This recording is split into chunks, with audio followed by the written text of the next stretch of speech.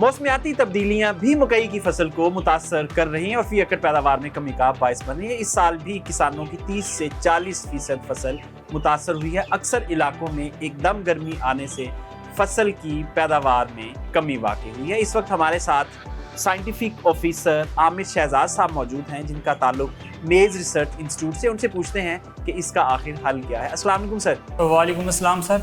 Sir फरमाइएगा, ये जो global warming है या मौसम का अचानक गर्म हो जाना है, इससे मकई के काश्तकार किस तरह नंबर्द आज़मा हो सकते हैं? अगर टेम्परेचर मकई के अंदर 35 या 36 डिग्री सेंटीग्रेड से ऊपर जाएगा तो जो मकई का नार हिस्सा तो होता है जिस पे पोलन ग्रेन बनता है, जिसको हम टेसल बोलते हैं, और वो ड्राई हो जाता है, पोलन कम बनता है या डेड हो जाता है, जिसकी वजह से आगे ग्रेन फॉर्मेशन कम होती है। आमिर शहजाद साहब, ये बताएं कि पोलिनेशन तो इस साल तकरीबन हो गई थी, क्या हीट की वजह से कर्नल अबॉर्शन भी हो सकती है? जी बिल्कुल। मकई का जो नॉर्मल टेम्परेचर होता है जिसमें ये अच्छा ग्रो करती है वो है 26 से लेकर 35-36 तक। अभी आपने देखा होगा जो हमारा टेम्परेचर है 40 प्लस चला गया, 45-44 तक। तो जैसे टेम्परेचर 40 प्लस क्रॉस करता है तो इसमें कर्नल अबॉर्शन भी होती है। ग्रेन पहले तो ग्रेन कम बना ना पोलिनेशन की वजह से, जो बन गया था उसके अंदर भी अबॉर्शन हाई टेम्परेचर स्ट्रेस की वजह से हो जाती है और दाना हमारा पिचक जाता है। सर हल क्या है, सोल्यूशन क्या है इसका? क्या हमें अपने बीज में R&D करने की ज़रूरत है या किसानों को अपने प्रैक्टिसेस चेंज करने की ज़रूरत है या जो फसल की काश्त का वक्त है वो बदलने की ज़रूरत है? सर इसका हल ये है कि एक तो आपने टाइमली सोइंग करनी है। कोशिश करें आप 20 जनवरी से लेकर 10 फेब के अंदर सोइंग करें।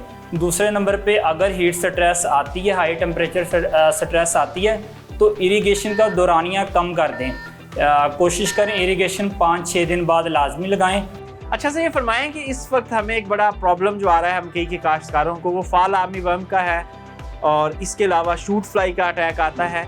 और ये जो फाल आर्मी वर्म है इस वक्त सुपर इंसेक्ट बन चुका है और किसान भी इसके ऊपर काफ़ी तजर्बात कर रहे हैं, जहरों का मिक्सचर बना के डालने।